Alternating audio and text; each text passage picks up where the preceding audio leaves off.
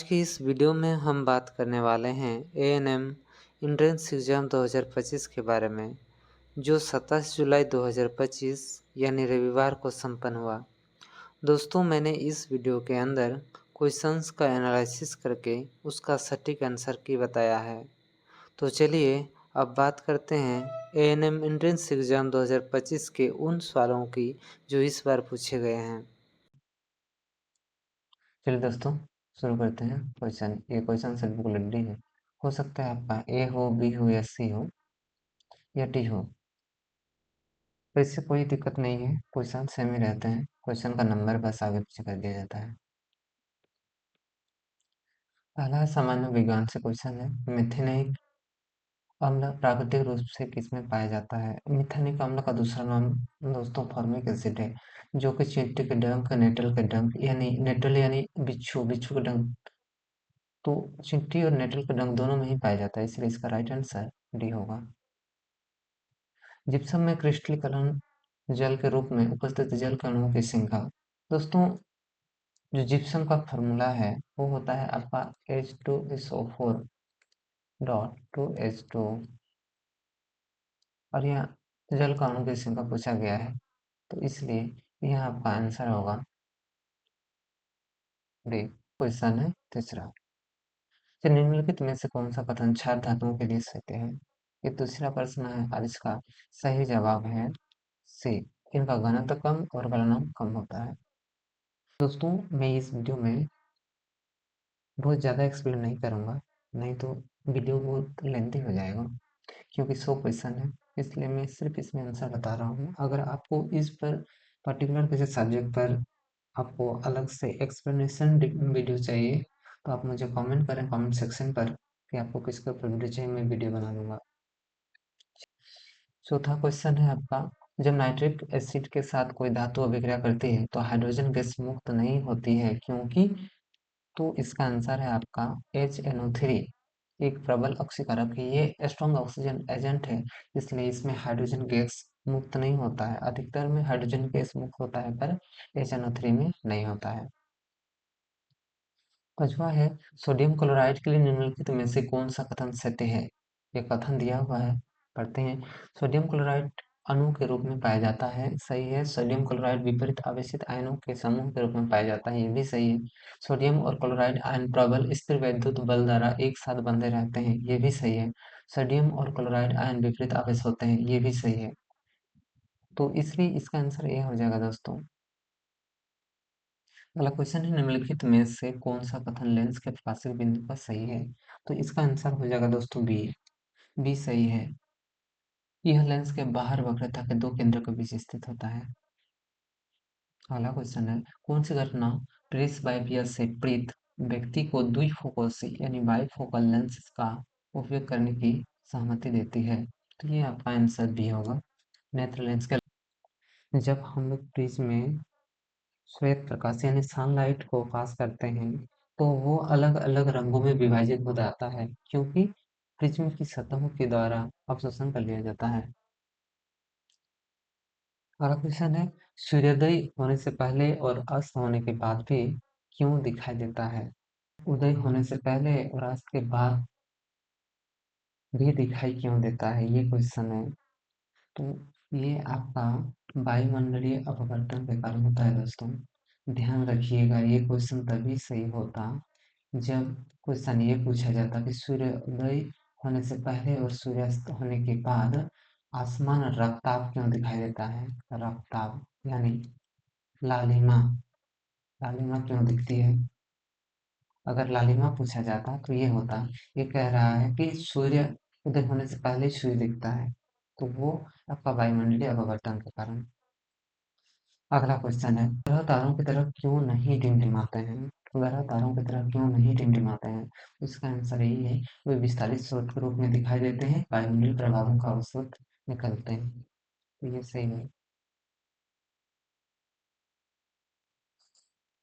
अगला क्वेश्चन है, निम्नलिखित में से कौन सा एल्कोहल को अम्ल में ऑक्सीकृत करता है? पहला है क्षारीय पोटेशियम डाइक्रोमेट, क्षारीय पोटेशियम परमैंगनेट, अम्लीय अम्लीकृत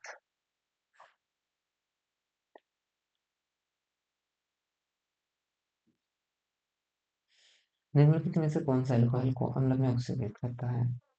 तो क्षारीय पोटेशियम डाइक्रोमेट, क्षारीय पोटेशियम परमैंगनेट, अम्लीकृत पोटेशियम डाइक्रोमेट, अम्लीकृत पोटेशियम परमैंगनेट, ये चारों ऑप्शन है। तो दोस्तों इसका जो अप्रोप्रिएट आंसर है वो डी नंबर है। 2 और 3 क्षारीय पोटेशियम परमैंगनेट और आपका तीसरा अम्लीकृत पोटेशियम डाइक्रोमेट, ये दोनों ही सही है। तो ये 2 होगा या फिर 3 होगा। श्वसन के दौरान ऑक्सीजन शरीर के बाहर प्राप्त होती है, ऑक्सीजन शरीर के अंदर प्राप्त होती है। तो दोस्तों ये दोनों ही आंसर से दोनों ही ऑप्शन आपका शरीर सही है।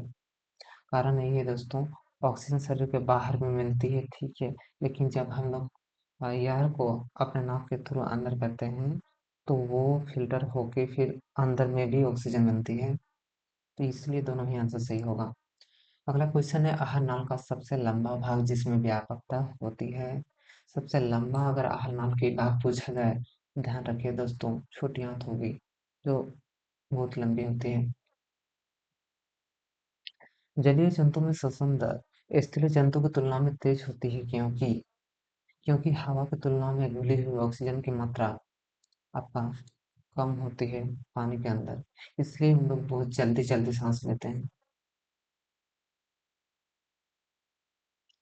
किस वर्ग के जंतु के तापमान को बनाए रखने के लिए निरंतर ऊर्जा का उपयोग करते हैं? तो दोस्तों इसका आंसर होगा पक्षी और स्तनधारी, उभयचर और कायिक प्रवर्धन द्वारा उगाए गए पौधे बीजों से उगाए गए पौधों की तुलना में पहले फूल और फल दे सकते हैं। तो ये सही है। कायिक प्रवर्धन का मतलब होता है कलम, कलम करके जो भी पेड़ पौधे हम लोग बनाते हैं वो उसकी बात हो रही है यहाँ पर।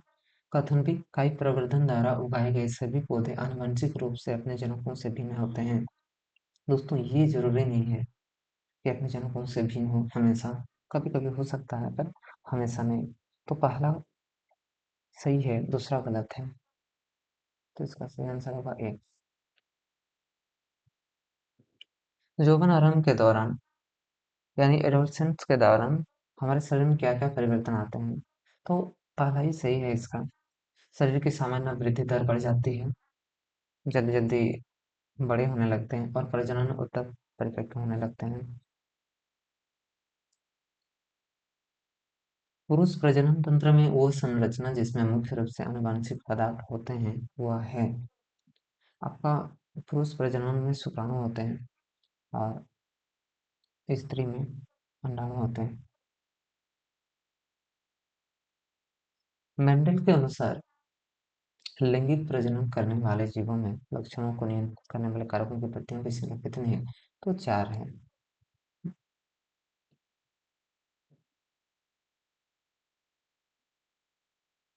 2 लक्षणों की स्वतंत्र वंशागति का कारण, यानी एक पीढ़ी से दूसरे पीढ़ी तक जाने का जो मुख्य कारण है वो क्या है? व्यक्तिगत लक्षणों के लिए जीन समूह अलग अलग स्वतंत्र टुकड़ों के रूप में मौजूद होते हैं। इसका सही आंसर ये हो जाएगा। विद्युत संयोजी उत्तक बनते हैं, विद्युत संयोजी उत्तक बनते हैं। तो इसका सही आंसर हो जाएगा धातु से अधातु में इलेक्ट्रॉन का स्थानांतरण करके। जैसे NaCl में Na पॉजिटिव रहता है, Cl माइनस रहता है, तो यही है विद्युत संयोजी इलेक्ट्रोड।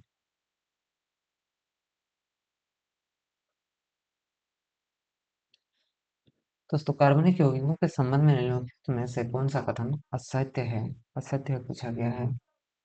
तो पढ़ते हैं, कार्बनिक यौगिकों के गलनांक और कथन कम होते हैं, कार्बनिक यौगिक विद्युत के सुचालक होते हैं। तो बी नंबर ही सही होगा इसका आंसर। आपका कार्बनिक यौगिक जो है वो विद्युत के सुचालक नहीं होते हैं, सुचालक होते हैं। अगला क्वेश्चन है, कार्बन यौगिकों में सहज संयुग बंधे दोनों होते हैं। सही है। इस प्रकार उनके गलनांक और कथनांक को छुपते हैं, ये गलत है। पहला सही है, दूसरा गलत है। हाइड्रोकार्बन श्रृंखलाओं में उपस्थित विषम परमाणुओं को क्या कहते हैं?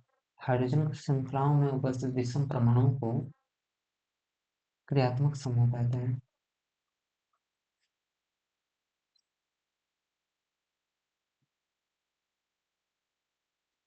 समझातीय श्रेणी के संबंध में निम्नलिखित में से कौन से कथन गलत है? गलत को देखना है। पहला है समजातीय श्रेणी के भौतिक गुणों में आणविक द्रव्यमान में वृद्धि के साथ सरलीकरण देखा जाता है। दूसरा, समजातीय श्रेणी में रासायनिक गुण समान रहते हैं। तीसरा, आणविक द्रव्यमान में वृद्धि के साथ धात्विकता और कथनांक घटते हैं। तो दोस्तों तीसरा जो है वो गलत है, यानी ऑप्शन डी ये हमारा सही होगा। के नियम के अनुसार यदि अंगूठा धारा की दिशा में इंगित करती है तो मुड़ी हुई उंगलियां क्या दर्शाती है? तो दोस्तों ये आपका चुंबकीय क्षेत्र रेखाओं की दिशा दर्शाती है। नहीं, जब पास के सीधे तार से प्रवाहित धारा को उलट दिया जाता है तो दिक्सूचक सुई क्या करता है? तो इसका सही उत्तर होगा विक्षेपण की दिशा उलट जाती है। अगला क्वेश्चन, चुंबकीय क्षेत्र में विद्युत धारावाही चालक पर बल की दिशा निर्धारित करने के लिए किस नियम का उपयोग किया जाता है? तो इसका सही उत्तर होगा डी, फ्लेमिंग फ्लेमिंग का बाएं हाथ का नियम। से कौन सा विद्युत फ्यूज के उपयोग को सही ढंग से समझाता है? विद्युत फ्यूज तो यह धारा के उतार चढ़ाव को नियंत्रित करता है, यह भारी उपकरणों को चलाने के लिए धारा बढ़ाता है, यह अति भार की स्थिति में परिपथ को तोड़ने के लिए पिघल जाता है। तो फ्यूज हम लोग इसलिए लगाते हैं ताकि घर में जब कभी ओवरलोड हो तो वो खुद ही गल जाए और कट जाए। तो इसलिए इसका सही उत्तर होगा सी। तो दोस्तों अगला क्वेश्चन है, पारिस्थितिकी तंत्र में अपघटक क्या भूमिका निभाते हैं? तो इन्वायरमेंट में डिकम्पोजर का क्या भूमिका है, यही पूछा गया है। तो इसका आंसर क्या होना चाहिए? वे ऑक्सीजन उत्पन्न करते हुए कार्बनिक पदार्थों को विघटित करके पोषक तत्वों का पुनर्चक्रण करते हैं। तो इसका सही आंसर दोस्तों बी होगा, बी नंबर होगा। जड़ और मिट्टी के बीच आयनों की सांद्रता में अंतर का कारण है जड़ों द्वारा आयनों का सक्रिय अवशोषण। तो पहला पहला ऑप्शन इसका सही हो जाएगा। रात्रि के समय जाइलम में जल की गति के लिए प्रमुख प्रेरक बल है मंदा। इसका सही उत्तर हो जाएगा मंदा। रेजिन और गोंद जैसे अवशिष्ट उत्पाद कहाँ संग्रहित होते हैं? रेजिन और गोंद जैसे अवशिष्ट उत्पाद कहाँ संग्रहित होते हैं? तो पुराने जाइलम पर। अगला क्वेश्चन है, किस क्रिया में कई न्यूरॉन्स से आने वाले कई तंत्रिका अणुओं की जटिल अंतःक्रिया शामिल होती है? पहला, लिखना, खाना, पढ़ना, सोचना। सोचने पे कई सोचने पे कई न्यूरॉन्स और कई तंत्रिका अणु शामिल हो जाते हैं। सोचना एक कठिन क्रिया होती है। दोस्तों निम्नलिखित में से कौन सा रसायन वर्तन का उदाहरण है? तो इसका पहला ऑप्शन सही हो जाएगा, पराग नलिकाओं का विजन की ओर बढ़ना।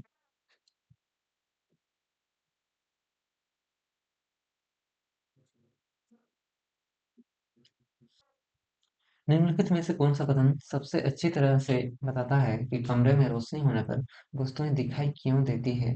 तो इसका दूसरा ही ऑप्शन सही है, प्रकाश वस्तुओं से परावर्तित होकर हमारी आंखों में प्रवेश करता है जिससे वे दिखाई देती है।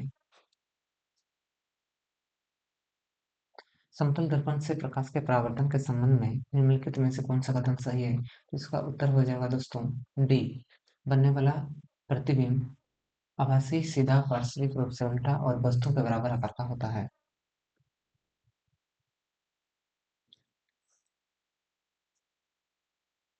गोलाकार दर्पणों में किरण आरेखों का उपयोग करके किसी वस्तु के प्रतिबिंब का पता लगाने में कौन सा सिद्धांत सहायक होता है? तो इसका उत्तर हो जाएगा दोस्तों सी, प्रतिबिंब की स्थिति निर्धारित करने के लिए कम से कम दो परावर्तित किरणों का प्रतिच्छेदन आवश्यक है।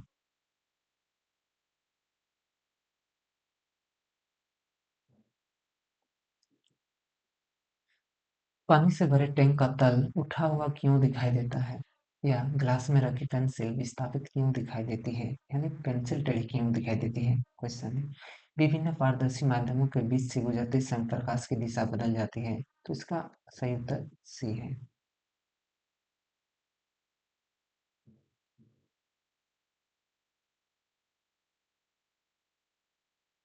दोस्तों अपवर्तन के नियमों के संबंध में निम्नलिखित में से कौन सा कथन गलत है? पहला, आपतित किरण पर अपवर्तित किरण और अभिलंब सभी एक ही तल में होते हैं, ये सही है। स्नेल का नियम केवल तभी लागू होता है जब आपतन कोण 90 डिग्री से अधिक हो, ये गलत है। तो इसका उत्तर यही सही हो जाएगा।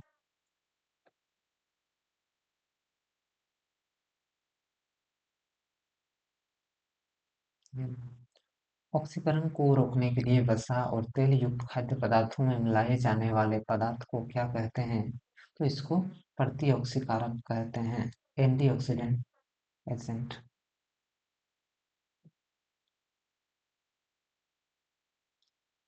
अगला है, जब हाइड्रोजन गैस को गर्म कॉपर ऑक्साइड CuO के ऊपर प्रवाहित किया जाता है तो कॉपर के पुनः आ जाने के कारण इसकी सतह पर मौजूद काली परत भूरे रंग में बदल जाती है। इसका कारण यह है, कॉपर ऑक्साइड का अपचन होता है, कॉपर ऑक्साइड ऑक्सीकृत होता है, हाइड्रोजन ऑक्सीकृत होता है, या ए और सी दोनों। तो दोस्तों ए और सी दोनों ही होगा।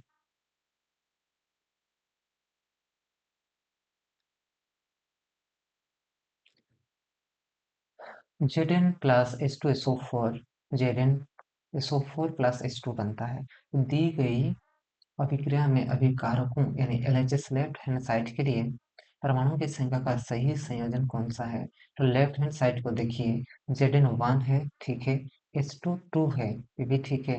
ध्यान रखिए S1 है, तो देखिए S1 कहाँ है? इस लाइन में S1 है, तो यही सही उत्तर हो जाएगा। जब हरे रंग के फेरस सल्फेट क्रिस्टल को गर्म किया जाता है तो क्रिस्टल का रंग बदल जाता है, क्योंकि यह फेरिक ऑक्साइड में विघटित हो जाता है, यह क्रिस्टलीकरण जल खो लेता है, यह SO2 बनाता है, यह SO3 बनाता है। तो इसका सही उत्तर हो जाएगा बी, ये क्रिस्टलीकरण जल खो देता है।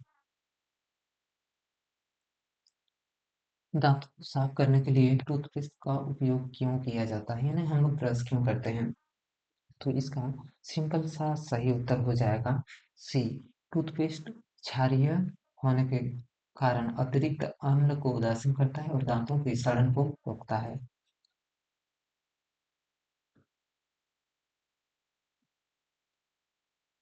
इंद्रधनुष के रंग अलग अलग और फैले हुए क्यों दिखाई देते हैं? तो दोस्तों इसका सही उत्तर होगा सी, जल की बूंदों के माध्यम से सूर्य के प्रकाश का परिक्षेपण।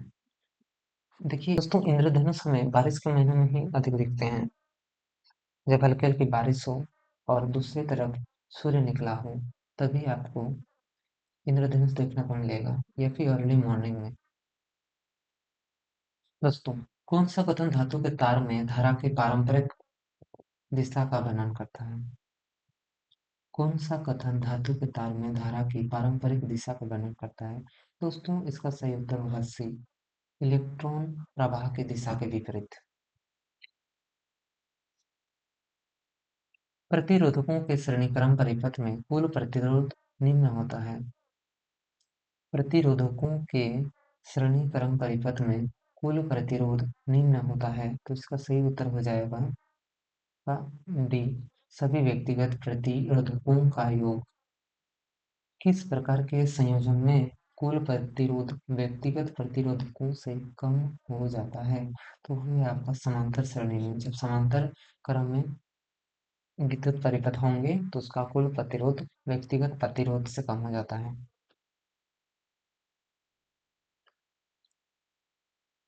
जूल के नियम के अनुसार किस प्रतिरोधक में उत्पन्न ऊष्मा निम्न के समानुपाती होती है? तो इसका सही उत्तर हो जाएगा धारा का वर्ग।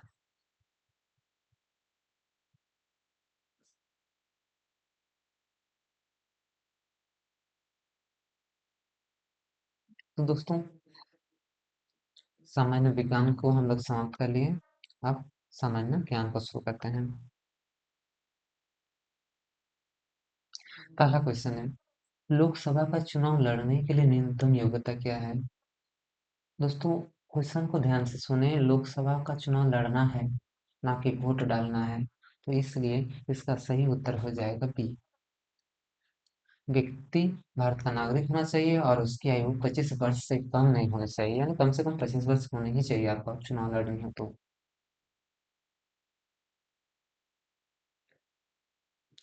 भारतीय संविधान में निम्नलिखित में से कौन सा अनुच्छेद मौलिक अधिकारों से संबंधित है? तो मौलिक अधिकारों से संबंधित है अनुच्छेद 12 से 35।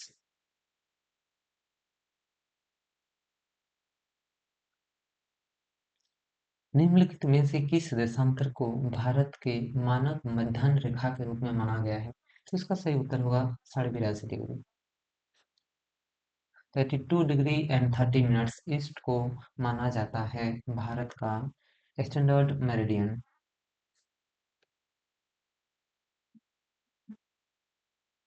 चलिए दोस्तों, अगला क्वेश्चन बहुत आसान है। कर्क रेखा देश से भारत के मध्य से होकर गुजरती है। तो कर्क रेखा दोस्तों पश्चिम में कक्ष का रंग से पूर्व में मिजोरम तक है। और ध्यान रखिए, झारखंड से होकर के झारखंड टीचिंग एग्जाम में क्वेश्चन आते हैं। जैसे झारखंड के किस शहर से कर्क रेखा गुजरती है? ध्यान रखिए, झारखंड के रांची से होकर ये गुजरती है। लेकिन रांची में भी कहाँ? रांची में भी आपका ओरमांझी से होकर गुजरती है।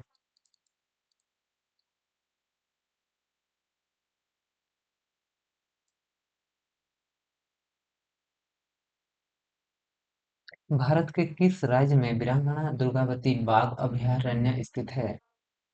तो इसका सही उत्तर होगा बी, मध्य प्रदेश में। तो मध्य प्रदेश में है वीरांगना दुर्गावती बाघ अभयारण्य। द्रविड़ मंदिर शैली के बारे में निम्नलिखित कथनों पर विचार कीजिए। कथन ए, द्रविड़ मंदिर एक संयुक्त दीवार से घिरा हुआ है। कथन बी, सामने की दीवार के केंद्र में एक प्रवेश द्वार है जिसे गोपुरम के नाम से जाना जाता है। तो दोस्तों ये दोनों के दोनों ही सही है, इसलिए ऑप्शन सी सही होगा।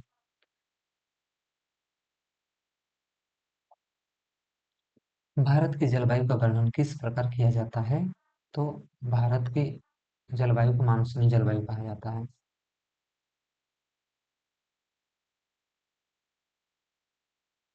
भारत का पहला आम चुनाव कब हुआ था? तो भारत का पहला आम चुनाव आपका 1951 से 1952 के बीच में हुआ था।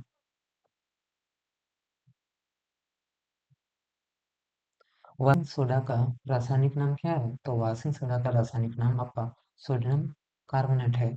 वहीं अगर पूछा जाता खाने का सोडा का रासायनिक नाम, तो खाने वाला सोडा का रासायनिक नाम या बेकिंग सोडा का रासायनिक नाम आपका सोडियम बाइकार्बोनेट होता।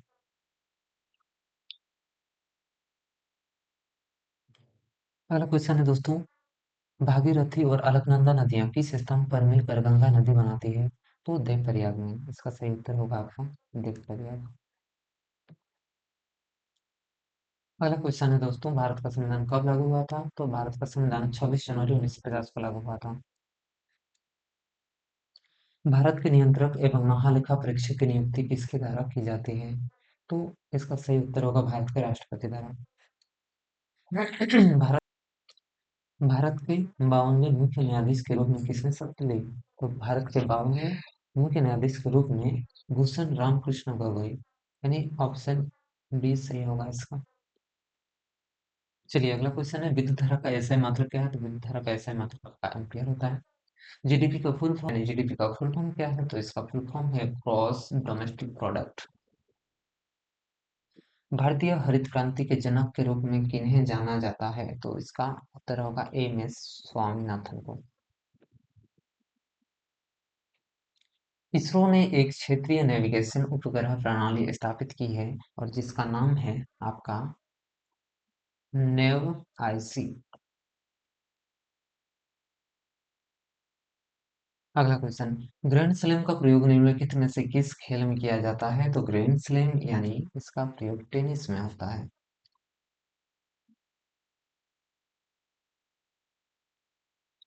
मोहनजोदड़ो से प्राप्त नृत्य करती बालिका जो 2500 ईसा पूर्व की है, किस प्रकार की मूर्तिकला का सबसे पुराना ज्ञात उदाहरण है? तो कांस्य मूर्तिकला का। कोणार्क का सूर्य मंदिर किस स्थापत्य शैली का चरमोत्कर्ष माना जाता है? तो कलिंगन का। और स्कर्वी रोग किसकी कमी से होता है? तो स्कर्वी रोग विटामिन सी की कमी से होता है, यानी vitamin C option number D में दिया हुआ है, तो ऑप्शन डी होगा। अगला क्वेश्चन है, संगम, सलूब और दुर्लभ राजवंश किससे संबंधित है? तो ये आपका विजयनगर साम्राज्य से संबंधित थे। यह कार्य करने में शामिल है, तो ये पहला ही उत्तर सही हो जाएगा आपका, राष्ट्रपति, उपराष्ट्रपति और प्रधानमंत्री की अध्यक्षता वाली मंत्रिपरिषद।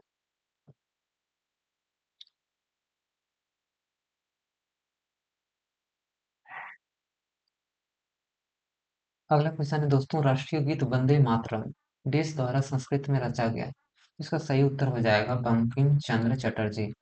तो रविंद्रनाथ टैगोर क्या लिखे थे? ये राष्ट्रगान लिखे थे।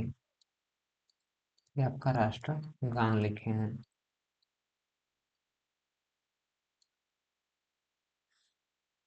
अगला है पुस्तक। पुस्तक द डिस्कवरी ऑफ इंडिया किसके द्वारा लिखी गई थी? तो द डिस्कवरी ऑफ इंडिया लिखी गई थी हमारा first prime minister Pandit Jawaharlal Nehru के द्वारा। बिना एक्सप्लेनेशन किए गणित का भी मैं आंसर की बता दे रहा हूँ, क्योंकि एक्सप्लेन करने जाऊंगा तो वीडियो काफी लंबा हो जाएगा। अगर आपको किसी भी पर्टिकुलर सब्जेक्ट पर वीडियो चाहिए तो प्लीज कमेंट करें, मैं एक्सप्लेनेशन वीडियो बना दूंगा।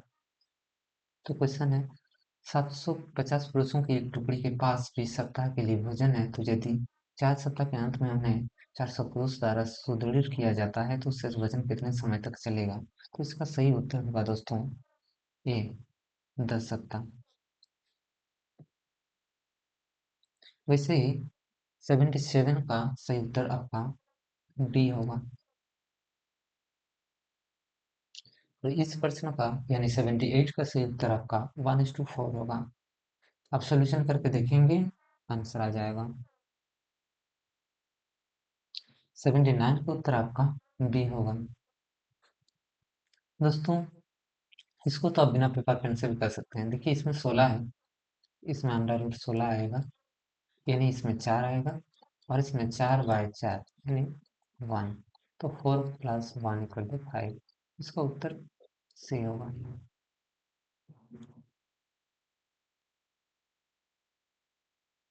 इस प्रश्न का उत्तर सी होगा।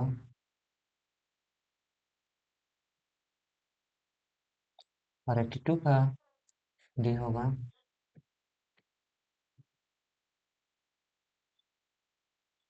83 का आपका डी होगा। 84 का आपका डी होगा।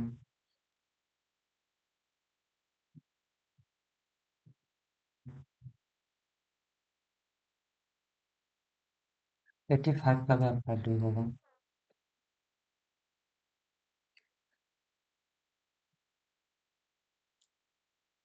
इसका उत्तर ये होगा।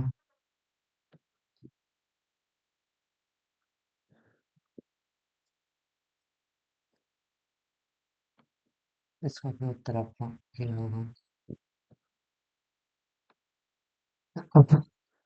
और इस प्रश्न का भी उत्तर क्या होगा? इस क्वेश्चन का आंसर होगा आपका 2। इस आंसर का आंसर आपका 2 होगा। आप बोलेंगे कैसे? देखिए इसका बेस को आपको सेम करना होगा। हम बेस को सेम करेंगे, आंसर बहुत इजी निकल जाएगा। बेस को सेम करने के लिए आपको अंश को हर और हर को अंश करना पड़ेगा, और अगर आप ऐसा करते हैं तो पावर आपका नेगेटिव हो जाता है। देखिए बेस सेम है तो आपका पावर भी सेम हो जाएगा। इसको हल करने से आपको आंसर मिल जाएगा। इधर आके प्लस हो जाएगा, इधर जाके ये प्लस हो जाएगा, फिर 2x = 4, तो x = आपका 2 हो जाएगा।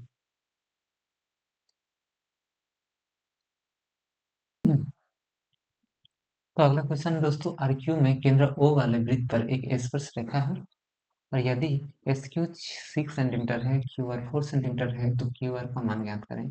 तो जो जो दिया हुआ आपको फटाफट लिखें। क्यू एस 6 सेंटीमीटर है, तो ये आपका व्यास है।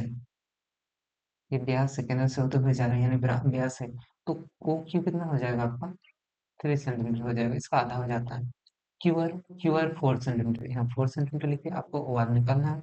ओ आर कर्ण है पाइथागोरस प्रमेय से, तो ओ आर आपका निकल जाएगा √क्यू आर² यानी 4 का स्क्वायर, और ओ क्यू का स्क्वायर यानी 3 का स्क्वायर, यानी आपका 16 + 9 √25 यानी 5 सेंटीमीटर।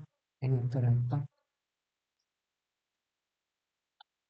क्वेश्चन बोल रहा है कई एक वृत्त है, हम वृत्त बनाएंगे।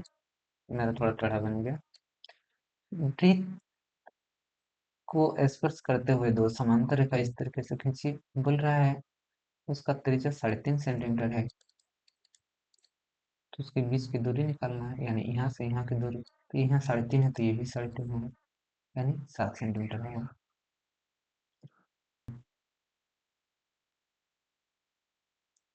अगला क्वेश्चन दोस्तों, वृत्त के केंद्र से 5 सेंटीमीटर की दूरी पर स्थित बिंदु ए से स्पर्श रेखा की लंबाई 4 सेंटीमीटर है, तो वृत्त की त्रिज्या है, त्रिज्या निकालना है। तो ये इसको आप समझिए, ये बोल क्या रहा है, एक वृत्त है, एक वृत्त है, वृत्त के केंद्र से 5 सेंटीमीटर की दूरी पर, यानी यहाँ से एक लाइन खींचिए, यह है, और इसकी दूरी क्या है, 5 सेंटीमीटर। स्पर्श रेखा की लंबाई 4 सेंटीमीटर, ए से स्पर्श रेखा की लंबाई, यानी यहाँ से अगर हम एक स्पर्श रेखा खींचेंगे तो ये आपका 4 सेंटीमीटर है। तो वृत्त की त्रिज्या यानी ये निकालना है, लंब निकालना है। तो लंब निकालने के लिए आपका फॉर्मूला क्या है, अंडर रूट कीजिए कर्ण स्क्वायर माइनस आधार स्क्वायर, यही है पाइथागोरस प्रमेय।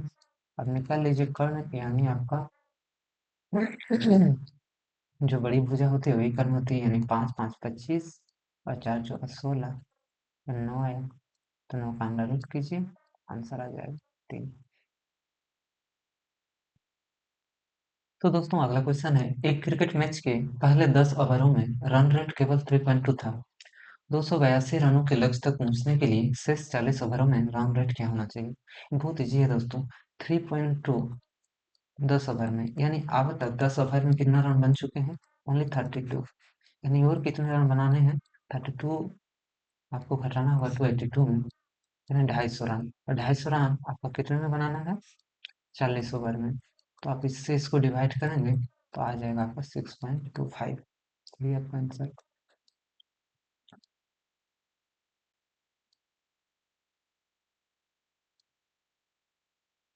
बोला है कि तिर्यक ऊंचाई, ये तिर्यक ऊंचाई होती है दोस्तों 10 मीटर, और ये ऊंचाई होती है, ये 8 मीटर है।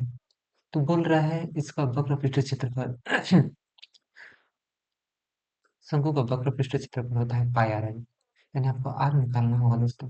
आर निकालने के लिए वही पाइथागोरस प्रमेय है, यहाँ इसको आर मानिए। आर निकालने के लिए आप 10 का रूट 10 का स्क्वायर, आर निकालने के लिए आप 10 का स्क्वायर माइनस 8 का स्क्वायर करेंगे, यानी 100 माइनस 64 आएगा आपका, यानी आएगा 6। तो पाई 6 गुना एल आपका दिया है 10, तो आएगा आपका 60 पाई, यही है आपका आंसर। यहाँ यूनिट लगा दीजिए। 10 कुर्सियों की कीमत 4 मेजों के बराबर है, 15 कुर्सियों और 2 मेजों की कुल कीमत 4000 है, 12 कुर्सियों और 3 मेजों की कुल कीमत है। आप दोस्तों इसमें दो समीकरण बनाना होगा, दो समीकरण में एक्स वाई का मान निकालने से ही आपका आंसर आ जाएगा। आप अगर सॉल्व करेंगे तो इसका उत्तर आपका डी होगा। प्राकृतिक संख्याओं का योग क्या है, तो इसका उत्तर होता है दोस्तों n into n plus one. इसका क्या मतलब है, इससे अगर आपको प्रथम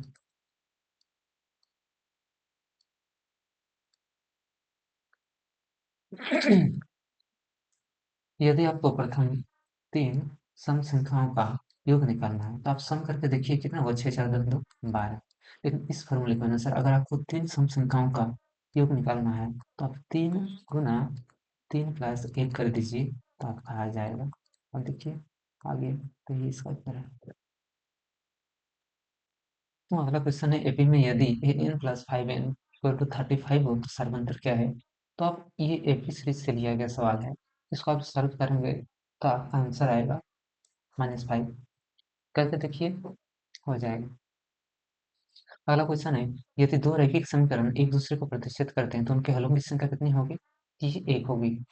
यानी जब आप निर्देशांक ज्यामिति को करेंगे तो उसमें जब भी ग्राफ के अंदर कोई रेखा इस तरीके से जाती है और ये कटती है तो उसका आंसर आपका एक ही होगा, जो भी आंसर आएगा वो एक ही होगा।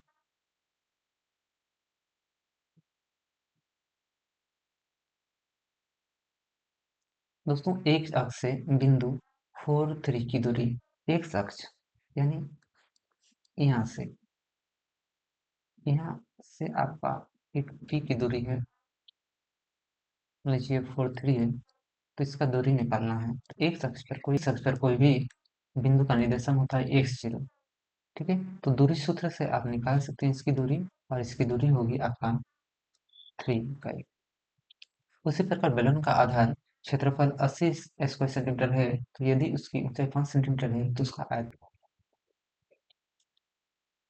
आयतन निकालने के लिए इसका r निकालना पड़ेगा, यानी त्रिज्या निकालना पड़ेगा। जब आप त्रिज्या निकालेंगे तो आपको आंसर आ जाएगा 400 सेंटीमीटर क्यूब। दोस्तों वीडियो बहुत लंबा जा रहा है।